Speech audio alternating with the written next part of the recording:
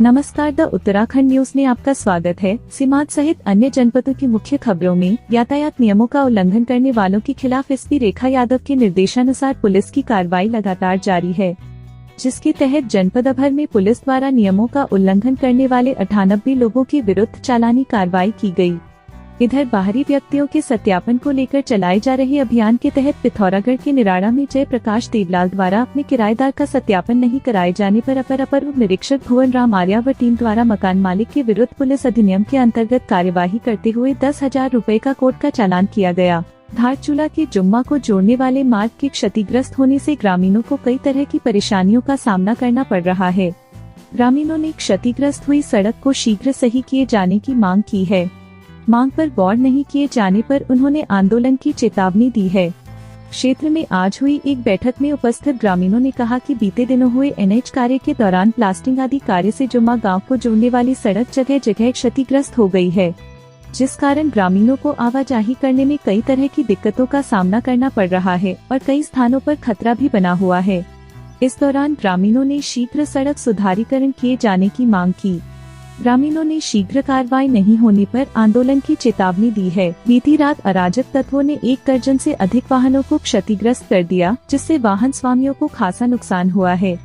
गुस्साए ग्रामीणों ने पुलिस को सूचना देकर शीघ्र अराजक तत्वों के खिलाफ कार्रवाई किए जाने की मांग की है। पिथौरागढ़ जिला मुख्यालय के निकट एंचोली सिवनी मार्ग पर बीती रात अराजक तत्वों ने 1 दर्जन से अधिक वाहनों को क्षतिग्रस्त कर दिया। ग्रामीणों ने बताया कि अराजक तत्वों द्वारा खड़किनी सड़क किनारे लगी 16 स्ट्रीट लाइट पर धारी के लटेश्वर मंदिर में रखे दान पात्र को भी नुकसान पहुंचाकर चोरी की गई है। मामले को लेकर ग्रामीणों ने इसकी सूचना जिला पंचायत उपाध्यक्ष कोमल मेहता को दी। जिला पंचायत उपाध्यक्ष कोमल मेहता द्वारा पुलिस को सूचना देने के बाद मौके पर पहुंची पुलिस ने जाँच शुरू कर दी। वाहनों, सोलर लाइट को क्षतिग्रस्त किए जाने व मंदिर में चोरी को लेकर ग्रामीणों में खासा आक्रोश व्याप्त है। ग्रामीणों ने शीघ्र मामले के खुलासे व अराजक तत्वों के खिलाफ सख्त कार्रवाई किए जाने की मांग की है। सोर valley public school Pithoragarh CBSE new Delhi से एफिलिएटेड सीनियर सेकेंडरी स्कूल है। कंप्यूटर लैब सहित सभी कोर्सेज के लिए प्रोजेक्टर स्लाइड्स और साइंस लैब के साथ वेंटिलेटेड क्लासरूम्स, ऑर्गेनाइज्ड लाइब्रेरी इस स्कूल को वर्तमान में सभी बच्चों की पहली पसंद बनाता है। नाबालिग किशोरी से सामूहिक दुष्कर्म करने वालों 5 आरोपियों धर्मेंद्र कुमार निवासी ग्राम बंजारावाला हरिद्वार उम्र 32 वर्ष, देवेंद्र निवासी चूडियाला भगवानपुर हरिद्वार उम्र 52 वर्ष, रवि कुमार निवासी ग्राम सिला जिला फर्रुखाबाद उम्र 34 वर्ष, राजपाल निवासी बंजारवाला ग्रांट हरिद्वार उम्र 57 वर्ष व राजेश कुमार सोनकर निवासी माजरा पटेल नगर उम्र 38 वर्ष को पुलिस ने हिरासत में ले लिया, जिसमें 2 बस चालक, 1 परिचालक, 1 कैशियर व 1 सफाई कर्मचारी बताया जा रहा है। देहरादून एसएसपी अजय सिंह ने मामले को लेकर बताया कि करीब 1:30-2 के बीच में वहाँ पर जो गार्ड एक आईएसबीटी पर है, उसने एक बालिका को देखा कि वो एक उसकी दुकान पर जो मैगी की वहाँ बन रही थी दुकान पर बैठी हुई थी, और इसके बाद देखा कि वहाँ एक व्यक्ति साथ में बगल में खड़ा था, उससे कुछ बातें कर रहा था। उसको संदिग्ध लगते हुए कि रात्रि में इस तरह बच्ची एक वहाँ पर बैठी हुई है, तो उसने वहाँ पर जो 1098 की यूनिट रहती है उसमें व्यक्ति रहता है, उनको इन्फॉर्म किया।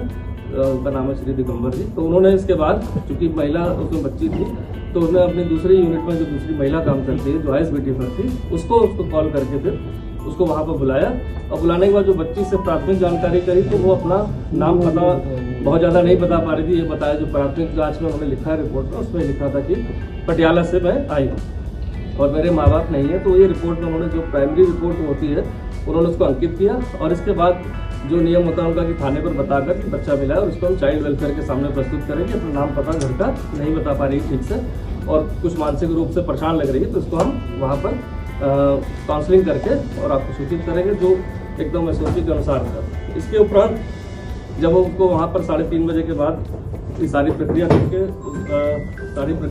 वो CWC के सामने जब अगले दिन वो ले जाते हैं, तो उस दिन भी काउंसलिंग के दौरान उसने अपने आप को कहीं कोई अपने साथ ऐसी कोई घटना के बारे में नहीं बताया और ना ही कोई मेडिकली ऐसी कोई दिक्कत बताई। तो नॉर्मल जो जब बच्चों को लाते हैं तो नॉर्मल एक मेडिकल वहाँ पर कराया जाता है, वो नॉर्मल मेडिकल करा दिया गया था।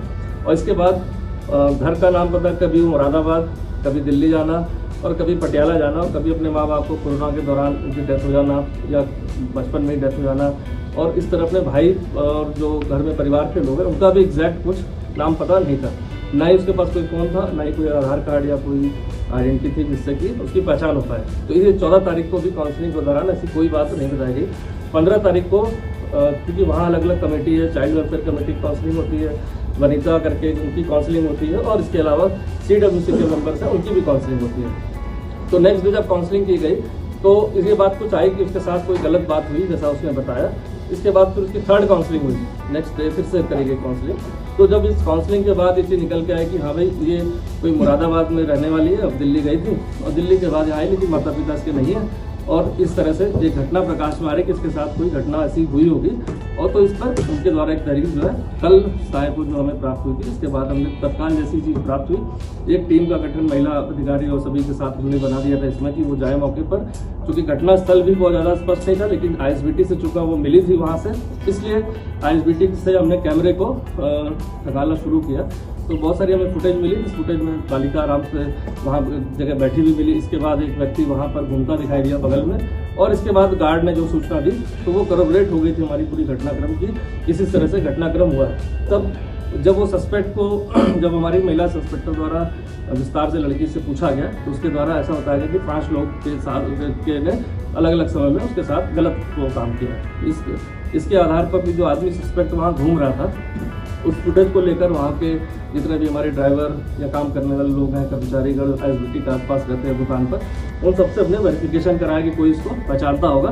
तब उसकी शिनाख्त हुई कि वो भगवानपुर एक ड्राइवर है, जो एक बस का नंबर दिया कि इस बस का ड्राइवर है और ये भगवानपुर में मूल रूप से रहने वाला है और आज अवकाश पर है, उसकी ड्यूटी ऑफ है और वो अपने घर गया होगा।